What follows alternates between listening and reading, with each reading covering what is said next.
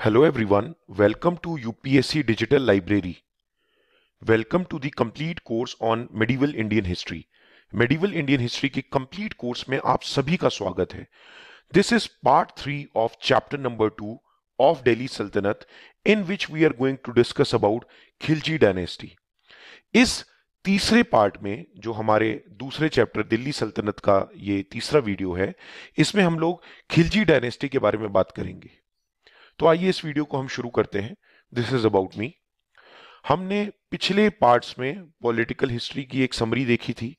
उसके बाद पिछले यानी कि पार्ट 2 के वीडियो में हम लोगों ने स्लेव डायनेस्टी को देखा था. अब इस वीडियो में पार्ट 3 में हम लोग खिलजीज या खलजीज के बारे में हम देखेंगे, जिसमें हम लोग स्पेशली अलाउद्दीन खिलजी के बारे में समझने की कोशिश करेंगे. So in the first video of this chapter number 2, we looked at the summary of the political history of Delhi Sultanate. And then in the last video, which was part 2 of the video, we looked at slave dynasty. In this video, we are going to look at Khiljis, and especially we are going to look at Alauddin's Khilji. And then in the next video, which would be part 4, we'll look at Tughlaqs. And then in the part 5, we'll look at Sayyids and Lodhis, and then we'll move forward in this medieval Indian history course. All right, so now let us talk about Khilji dynasty, which ruled from 1290 to 1320 AD. तो आइए अब हम खिलजी या Khalji dynasty के बारे में बात करते हैं, जिन्होंने 1290 से 1320 तक शासन किया था. First, let us read about the founder of Khilji dynasty, Jalaluddin Khilji. सबसे पहले हम इस खिलजी डायनेस्टी के फाउंडर जलालुद्दीन खिलजी के बारे में बात करते हैं. So now let us begin with Jalaluddin Khilji. Now, in the last video, we already saw how the slave dynasty declined and how Jalaluddin Khilji took over and established the Khalji और खिलजी डायनेस्टी. पिछले video के अंत में हमने ये देखा था किस तरह से स्लेव डायनेस्टी का पतन होता है और किस तरह से जलालुद्दीन खिलजी ने इस खलजी डायनेस्टी की शुरुआत की थी. So as it's rightly mentioned that the founder of Khilji dynasty is Jalaluddin Khilji, and this brought about a new Muslim imperialism in India. ये एक नए साम्राज्य की स्थापना होती है, एक नए मुस्लिम साम्राज्य की स्थापना होती है भारत में, जब से खिलजीज ने यहाँ पर शासन करना शुरू किया. One very peculiar thing over here is when Jalaluddin Khilji took over the throne, his age was 70 years. जब जलालुद्दीन खिलजी ने अपने साम्राज्य पर बैठे, विराजमान हुए, तब उनकी उम्र 70 बरस की थी. मतलब इतने बूढ़े थे वो. उसके बाद भी एक बात जो यहाँ पर बहुत गौर करने वाली वो ये, he was very generous and he was very lenient. वो काफी लीनियंट और जेनरस थे, दरिया दिल इंसान थे और बहुत जल्दी ही माफ कर देते थे लोगों को. फॉर एन एग्जाम्पल, हम लोगों ने स्लेव डायनेस्टी में बलबन की बात की थी. So the nephew of Balban, जो बलबन के भतीजे थे, Malik, he was allowed to remain the governor of Kara. उनको कारा जगह के गवर्नर के रूप में रहने की अनुमति दी गई थी. So generally it happens is when ever any new dynasty comes up, they generally kill the old rulers.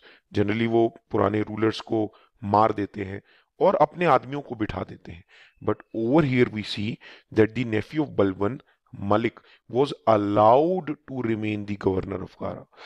However, one thing, as I told you over here, that he was generous and lenient. But one very important thing over here, वो generous और lenient तो थे, मगर ये उनकी weakness नहीं थी. वो कमजोर थे इसलिए वो lenient नहीं थे. ये तो उनकी फितरत थी.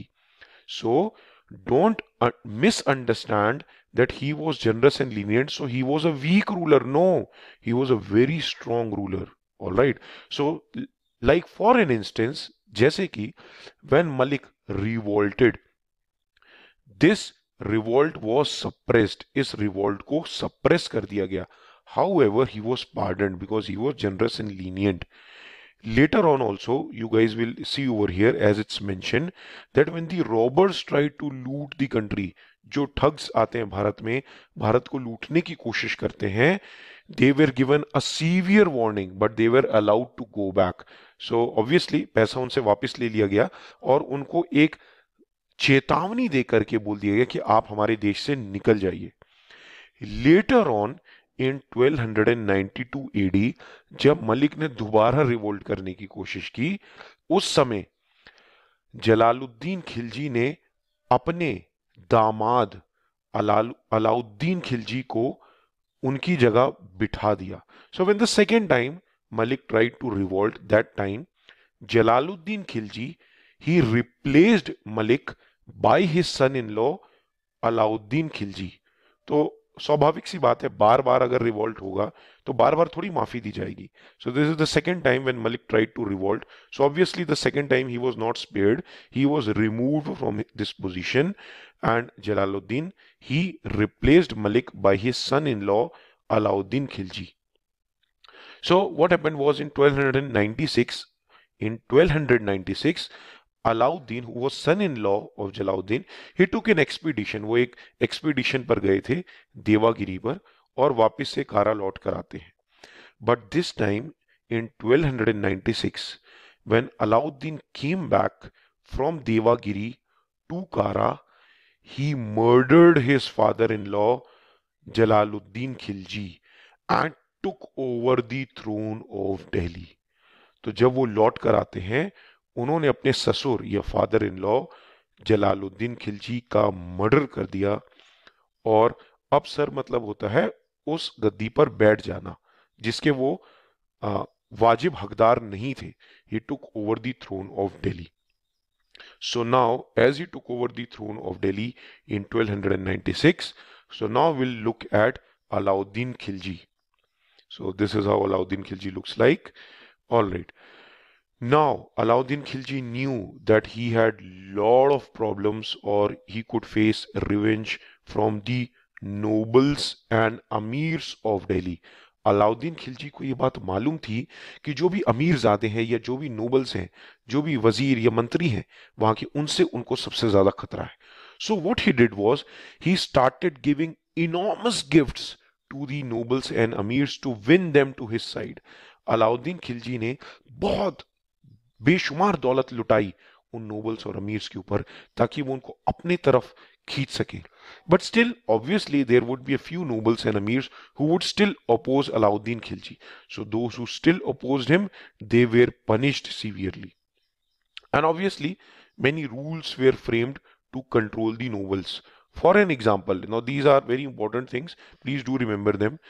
That intermarriages between noble families, all right, these marriages were stopped. Now he also realized that the spy system, जो भी इनके स्पाई थे, जो भी इनके खुफिया जासूस थे, जो पता लगाते रहते थे कि इनके शहरों में क्या हो रहा है, he realized that such spy system was inefficient, so that has to be changed or a revolution has to be brought about. He also realized that drinking liquor, शराब पीने से भी बहुत से लोग बगावत करने लगते हैं, बहुत से लोग रिबेलियन बन जाते हैं। So he realized that these were the basic problems and that is why he passed 4 ordinances और इसीलिए उन्होंने 4 नए कायदे कानून पास किए। He first confiscated the properties of the nobles. सबसे पहले उन्होंने नोबल्स की जितनी भी प्रॉपर्टी, जमीन जायदाद थे, उनको हड़प लिया, क्योंकि उनके पास अगर पैसे होंगे तो उन पैसे का इस्तेमाल करके ये नोबल्स इस अलाउद्दीन खिलजी के खिलाफ एक साजिश रच सकते हैं। So first thing he did was he confiscated the property of the nobles because he knew that if the nobles are super rich, they could have a plan to usurp Alauddin Khilji and then take over the throne. Second thing was, as I already told you, that the spy system was inefficient. That is why he reorganized the intelligence system. आज भी हमारे देश में intelligence system है. We have IB for the internal intelligence. We also have RAW for external intelligence. So RAW is basically for Ministry of Defense, IB is for Ministry of Home Affairs. So जितनी भी ये secret activities हो रही थी, जो भी nobles करते थे, जो भी वो षड्यंत्र रचते थे, जो भी प्लान बनाते थे, ये सब इमीडिएटली रिपोर्ट किया जाता था सुल्तान को। Who was sultan at that time? Alauddin Khilji. I hope this makes sense to all of you. The public sale of liquor and drugs were totally stopped, as I told you that शराब पीना, मदिरा पान, ये सब बहुत ही एक महत्वपूर्ण कारण थे रिबेल होने के। All the social gatherings, be it birthday parties, festivals, marriages, or any other such activities, social gatherings, were forbidden, were not allowed without the permission of the sultan. Hope this makes sense. स्वाभाविक सी बात है, कोई बहुत बड़ी social gathering होगी और उसमें हो सकता है कि एक ऐसा षड्यंत्र रचा जाए जिससे अलाउद्दीन खिलजी को रास्ते से हटाया जाए. So these were the four important ordinances that he passed. Now, apart from such reforms, Alauddin Khilji maintained a large permanent army. And one very important thing was the salary to the soldiers of the army was given in cash from the royal treasury. जो भी इनके खजाने थे उसमें से नगद उनको salary दी जाती थी. नाउ अकॉर्डिंग टू फरिश्ता, ये फरिश्ता के अनुसार लगभग उन्होंने 4,75,000 कैवलरी मैन रिक्रूट किए थे, घुड़सवार रिक्रूट किए थे. Now Alauddin Khilji he also introduced two systems. One was the dagh system and another was huliya system. अब ये दाग सिस्टम और ये हुलिया सिस्टम क्या है? दाग सिस्टम में इन्होंने क्या किया, इन्होंने देखा कि कुछ घोड़ों की नस्ल बहुत अच्छी थी और कुछ घोड़ों की नस्ल अच्छी नहीं थी. तो इस दाग सिस्टम से इन्होंने आइडेंटिफाई किया, ही आइडेंटिफाइड कि कौन से घोड़ों की नस्ल अच्छी है और उनको ही फौज में शामिल किया गया ताकि जब युद्ध हो तो अच्छी नस्ल के घोड़ों से युद्ध में अलाउद्दीन खिलजी और उनकी सल्तनत को फायदा हो सके. Now, in this dark system, he bifurcated the good breed of horses from the remaining bad breed of horses who were either not strong or were more prone to diseases, so that such good breed of horses could be recruited in the army and could be more productive in winning the war for Alauddin Khilji. And the second thing was he prepared Hulia. Hulia was nothing but an ID card system.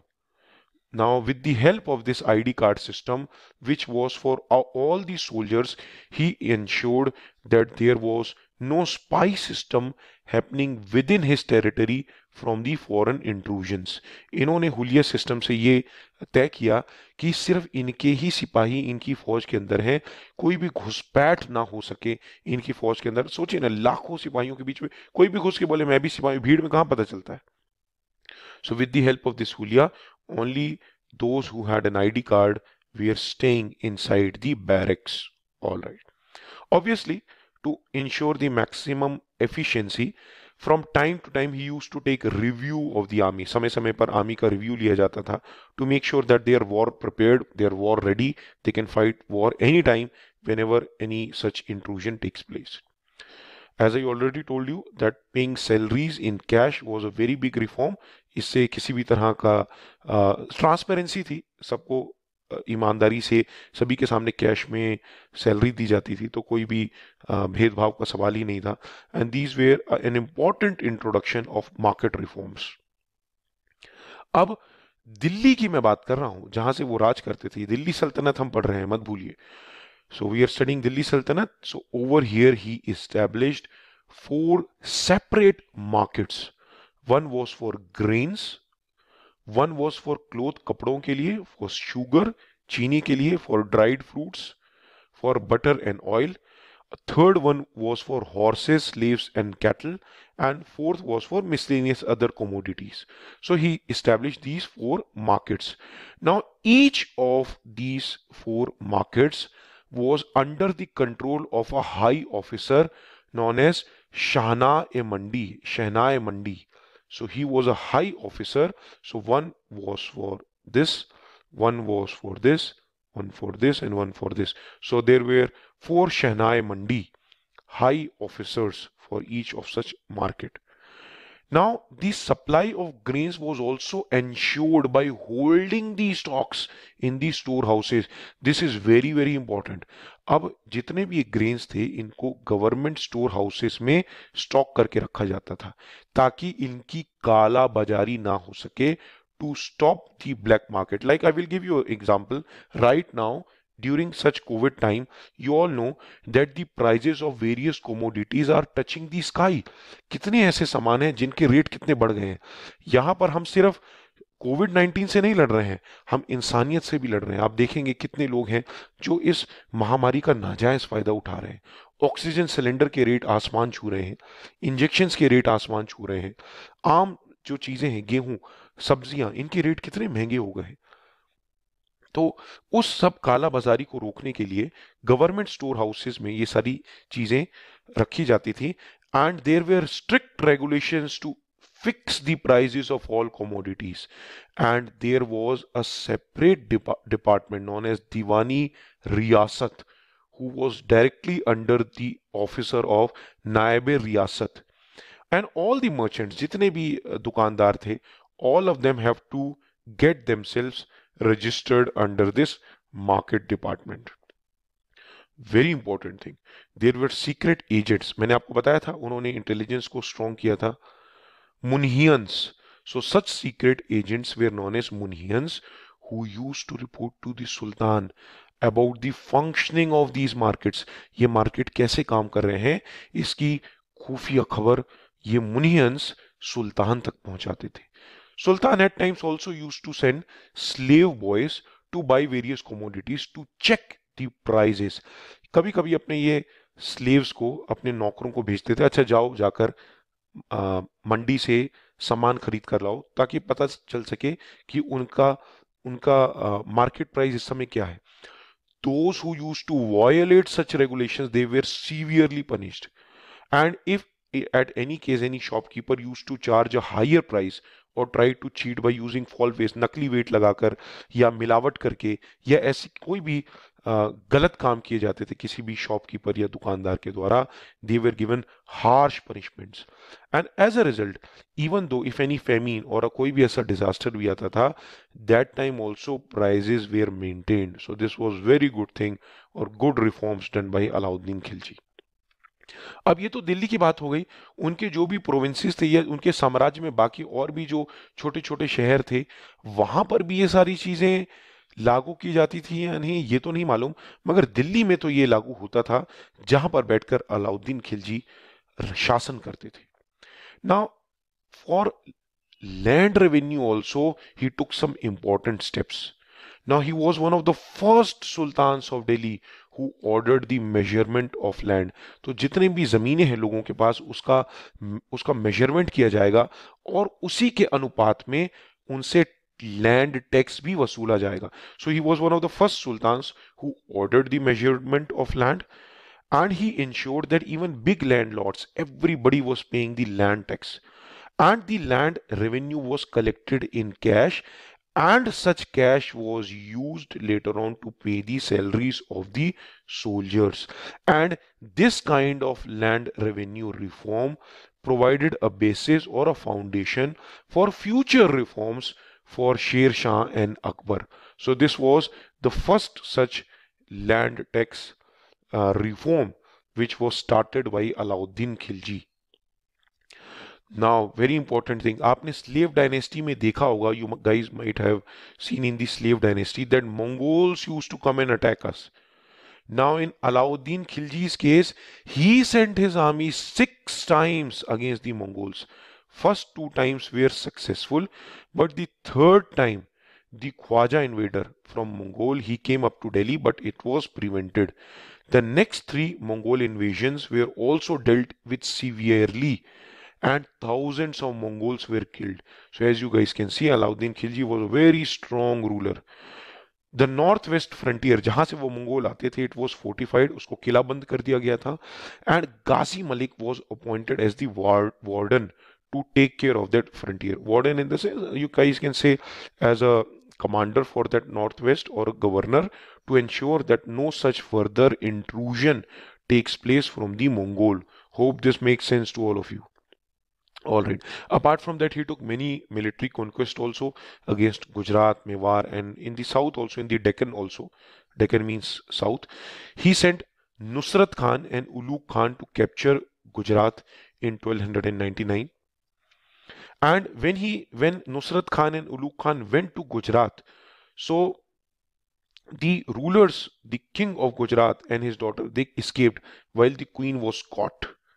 So this is something which you guys can read. And later on, this Malik Naib was made the military commander.